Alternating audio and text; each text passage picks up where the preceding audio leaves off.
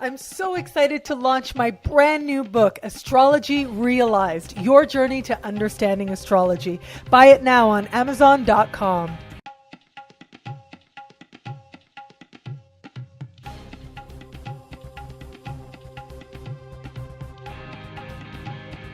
Hello, fabulous friends and fans. I am Nadiya Shah, and this is Synchronicity, and this is your moment of synchronicity. I am here with Adam Gainsberg, author of The Light of Venus, and I'm very excited to talk about Venus with you. Thank you for being here, Adam. Thank you very much, Nadiya. I appreciate it. So what do people need to know about Venus? Like, give us an introduction for students of astrology out there. What does Venus represent to a person in their chart? Like any planet in astrology, Venus has a whole load of symbolism and meanings.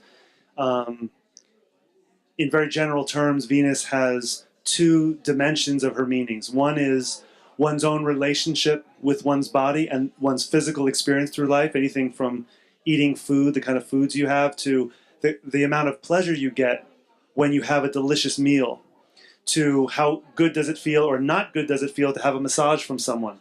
That's all that one side of Venus. It has to do with how well we can receive the bounty of life.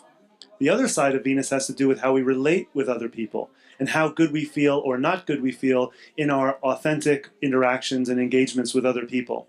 When you put those two together, you get sort of this kind of beautiful idea that Venus also represents beauty, the actual experience as a human being living their lives on Earth of the beautiful, whatever we find beautiful, a piece of art, a beautiful sunset, being in love, rearranging one's house to make the energy flow better. That's all, according to our astrology, under the auspices of Venus. And Venus is known as the goddess of love, right? So she would represent, how does she speak to love in a chart? Yes.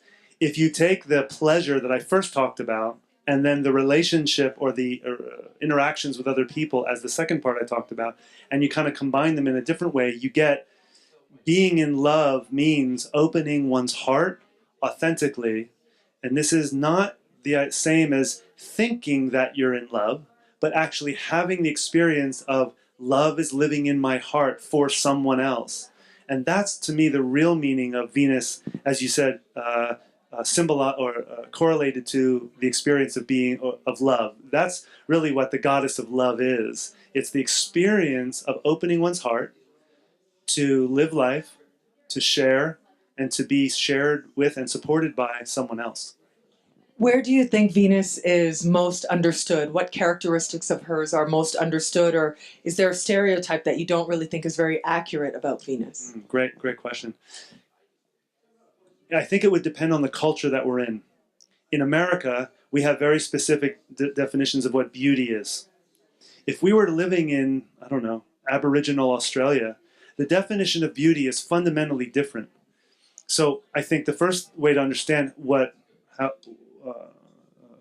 how we find Venus in our lives is, first of all, culturally. And once we can kind of get our minds around or identify what our culture assumptions are, then in America, since I'm American, North American, I can speak to that somewhat. Venus is Venus as love is how we almost give ourselves permission to feel whatever's going on in our lives. So a lot of times in astrology, we talk about the moon as emotional security and the emotional reality, when we can respond versus react, or vice versa. But Venus is really what we do with those responses and reactions emotionally. It's like, how much can you embody what your experience is with other people, what your experience is just being a physical person living a human life. So Venus is very pragmatic, totally accessible. One of the things I disagree with, in answer to that other part of your question, is when we stereotype Venus as Venus represents love, beauty, and everything good, and anything non-Venus is sort of not good, unbeautiful, or something to be avoided. Venus is not just love. In fact, the Mayan culture regarded the morning... Yeah. I was just going to mention that, the Mayan culture, but yes, please go ahead. Okay. The Mayan culture, from about I'm speaking about the early classic to the classic period of Maya culture, which is now about, what would that be, about 1200, I believe, or 1,000 years ago. Would have said that morning star Venus, when Venus is appearing to our skies on Earth in the morning sky, is actually not a goddess at all. It's a male image. It's the god of war. This is when they waged war on their enemies. So Venus has this other side. In these days, citizens are not waging war on one another. So how does that translate to modern culture?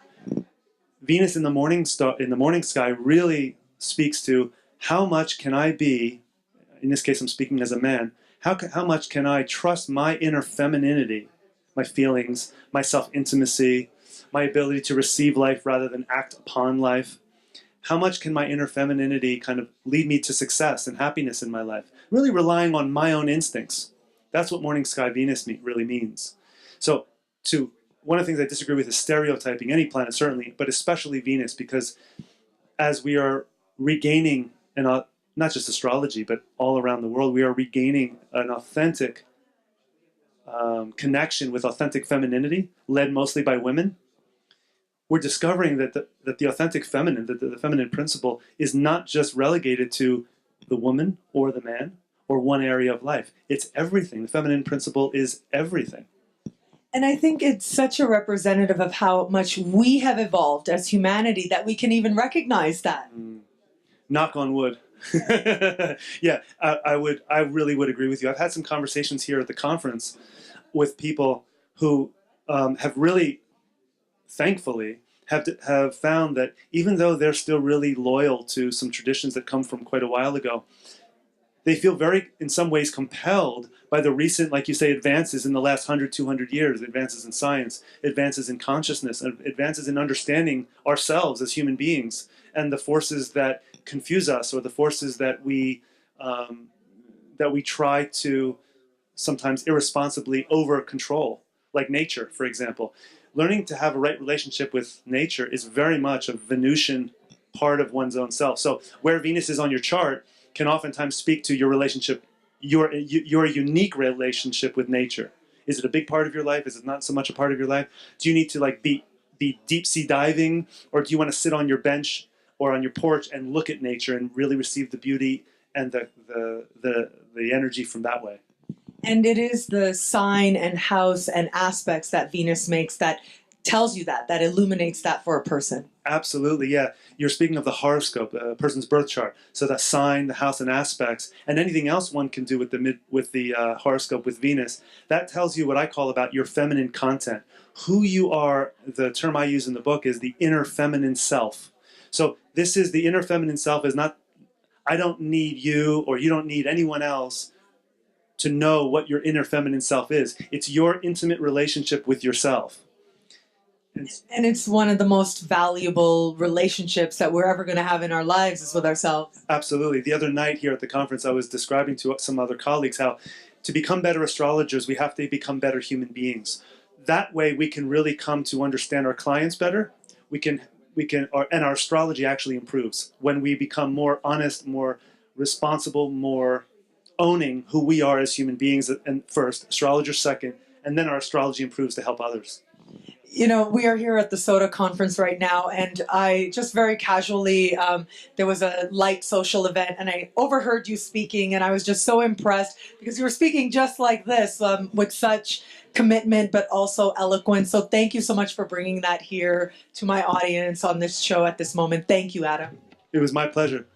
And thank you so much for being here to celebrate Adam and Venus with me. Until we connect again, take care.